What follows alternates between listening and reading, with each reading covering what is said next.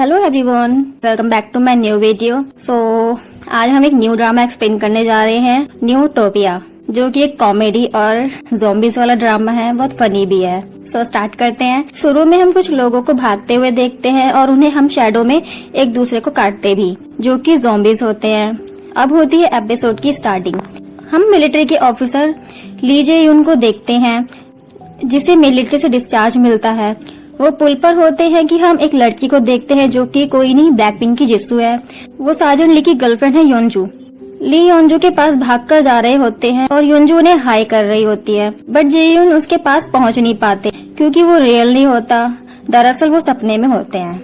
उनकी नींद खुलती है, फिर वो ड्यूटी के लिए रेडी होते हैं। वो अपने साथ के पार्टनर को भी उठाते हैं, बट वो नहीं उठता और वो भी नींद में बड़बड़ा रहा था। तो दोनों सोल्जर जो उसे उठा रहे थे, उसमें से एक बोलता है कि क्या ये सोने के लिए ऐसा कर रहा है। फिर वो उसे उठा देते हैं। अब दोनों ड्यूटी पर होते हैं। जेयून अपने फोन से योंगजू को कॉल करते हैं।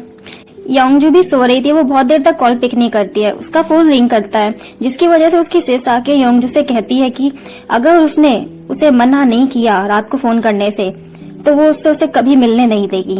योंगजू जेयून को मना करती है कि वो देर रात उसे कॉल ना किया करे। यहाँ योंगजू ने बहुत ड्रिंक की हुई थी। जेयून कहता है कि उसे उसकी बहुत फिक्र होती है जब उसका फोन कोई और उठा रहा था। योंगजू उसे बता देती है कि वो शायद उसके मैनेजर ने उठाया था, वही उसे घर ड्रॉप करने भी आए थे। उसके बाद उसे वॉमिट आ जाती है और जेयून उसका फोन रख देता है। तभी पीछे से उनका लीडर सोल्जर सुन लेता है। वो गुस्से में था क्योंकि दूसरा वाला अपनी ड्यूटी के टाइम सो रहा था। सुबह होती है, सबके रोल कॉल होते हैं और वो सोल्जर अभी भी सो रहा था। तभी सबको पनिशमेंट मिल जाती है। 67 राउंड लगाने के लिए बोला जाता है, वो भी दौड़कर। सब दौड़ रहे होते हैं, वो बिल्डिंग में होते हैं। अब नेक्स्ट सीन में योंगजू को दिखाते हैं, जो ऑफिस के लिए लेट हो गई थी। वो भागकर ऑफिस पहुंच जाती है। यहाँ योंगजू के साथ एक लड़का होता है। दोनों साथ में ही काम करते हैं, जिसका नाम जिनवुक था, और उन्हें एक साथ काम करते हुए 1 महीना हो चुका था। योंगजू उससे किए उसके सारे एहसान के लिए थैंक्स बोलती है। तो वो योंगजू से कहता है कि इतने ही एहसान चुकाने हैं तो तुम मुझे तकबकी खिला सकती हो। योंगजू कहती है तो ठीक है, मैं तुम्हें तकबकी खिला दूंगी। तो फिर वो योंगजू को आज चलने के लिए बोलता है, बट योंगजू कोई रिप्लाई नहीं देती, इसलिए वो नेक्स्ट वीक का डन कर देता है।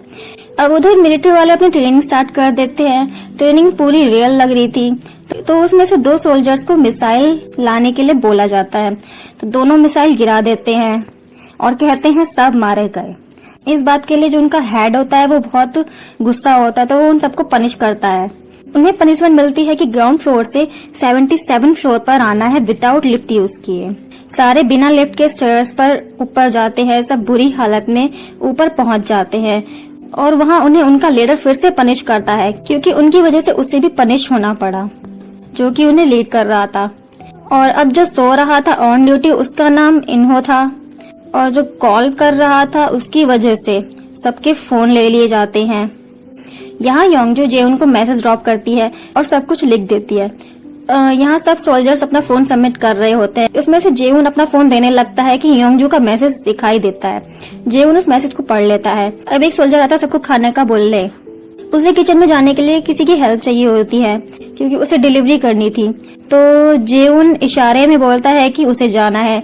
फिर दोनों सोल्जर्स नीचे चले जाते हैं। दूसरा सोल्जर साजन जुंग और लेफ्टिनेंट पार्क के बारे में बुराई कर रहा होता है, क्योंकि वो उन्हें हमेशा ऐसे ही नीचे बुलाता है खाने के लिए और उन्हें ऑर्डर देता है। इसलिए वो कहता है कि जब वो यहाँ से जाएगा तो वो भी उन्हें ऐसे ही परेशान कर कर जाएगा। जेयून उसकी बातों पे कोई रिस्पॉन्स नहीं करता। दोनों नीचे जा रहे होते हैं तो जेयून को विंडो के बाहर कुछ दिखता है। दरअसल वहाँ पे वो लोगों को देखता है एक दूसरे को काटते हुए। उसे कुछ समझ नहीं आता। फिर दूसरा वाला उसे अपने साथ लेकर चला जाता है। वो पहुंच जाते हैं। फिर वहाँ की एक स्टाफ सुजुंग उन्हें रोकती है कि सोल्जर्स के लिए तो एक प्राइवेट लिफ्ट दी हुई है, तो वो यहाँ से सबके सामने क्यों आ रहे हैं। उनकी वजह से यहाँ वीआईपी को दिक्कत होती है। वो कहते हैं कि शायद आपको पता नहीं है कि लिफ्ट बंद हो गई है। सोजुंग कहती है कि आने से पहले रिपोर्ट कर देते। वो बोलते हैं कि हमारे फोन हमारे पास नहीं होते। अब जेयून फिर से विंडो की तरफ देखता है। फिर दोनों किचन में जाते हैं चिकन लेने के लिए। यहाँ जेयून सैफ जुंग से मिलता है उनका फोन यूज करने के लिए। वो योंगजू को कॉल करता है। योंगजू कॉल पिक करती है। जेयून उससे बात नहीं कर पाता क्योंकि उसे जाना होता है। अब यहाँ योंगजू से सारे सवाल करने लगते हैं जेउन को लेके कि वो उसका बॉयफ्रेंड है वगैरह वगैरह, जिससे योंगजू नर्वस हो जाती है। वो पूछते हैं कि वो किस पोस्ट पर है। योंगजू बताती है कि प्राइवेट फर्स्ट क्लास। ये सुन सब बोलते हैं कि तुम उसका इतना वेट कर सकती हो, जब वो आएगा। सब उसके पीछे ही पड़ जाते हैं। योंगजू वहाँ से चली जाती है। अब वो इसी बात को लेके सोचती रहती है। वो उसे कॉल भी करती है। योंगजू का फोन कोई और पिक करता है। नेक्स्ट सीन में इन्हू जेउन के लिए फोन लेके आता है और जेउन को बोलता है स्टोर रूम में जाके बात करने को। अब योंगजू भी घर आ जाती है। उसकी मॉम टीवी पर न्यूज देख रही थी। यहाँ न्यूज में भी ज़ॉम्बीज का बता रहे थे कि सारे लोग एक दूसरे को काट रहे हैं। अब उसकी मॉम योंगजू से कहती हैं कि वो जेउन को मना कर दे कि रात को कॉल ना करे, नहीं तो अच्छा नहीं होगा। जेउन योंगजू को कॉल करता है। वो उसे बताता है कि उसने वो मैसेज पढ़ा था। उसे उसकी फिक्र होती है। यहाँ योंगजू जेउन से ब्रेक मांगती है, अलग होने को कहती है। जेउन को बहुत बुरा लगता है। योंगजू जेउन से कहती है कि वो 18 महीने तक उसका वेट कर भी ले, बट आगे क्या होगा। जब वो मिलिट्री जा रहा था तब भी उसका यही हाल था और अब भी यही हाल है। अब ये बोल जेउन फोन काट देता है कि जैसा तुम्हें ठीक लगे। जेउन और इन्हो ड्यूटी पर होते हैं। वो उसे बता देता है। इन्हो कहता है कि आपकी गर्लफ्रेंड को आपका और कितना वेट करना होगा, उसके पास कोई जवाब नहीं होता। इन्हो कहता है कि 18 महीने वेट करना इजी नहीं होता। उसकी वाइफ तो उसे कब का छोड़ दे, लेकिन सिर्फ उसके बच्चे के लिए वो उसका वेट कर रही है। नेक्स्ट सीन में योंगजू जेउन की मेमोरीज देख रही होती है और उसके बारे में सोच रही होती है। तभी जिनवुक का कॉल आता है। वो उसे बाहर जाने के लिए लेने आता है। वो उससे बोलता है कि उसके घर के सामने ही है। योंगजू रेडी होकर जिनवुक के साथ चली जाती है। वो एक रेस्टोरेंट में होते हैं।